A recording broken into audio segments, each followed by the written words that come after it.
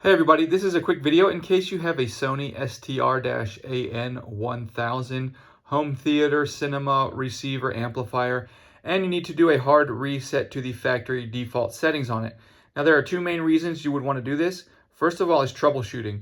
If you're just having issues where this amp will not connect to Wi-Fi or it will not pair with your device or it's not working, not coming on, any kind of issues that you're trying to fix can very often be fixed with a hard reset to the factory default settings.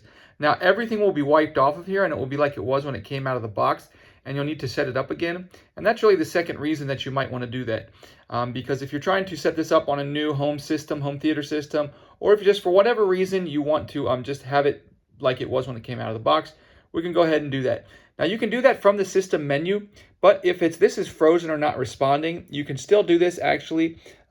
Just coming over to the power button, there needs to be power to your device.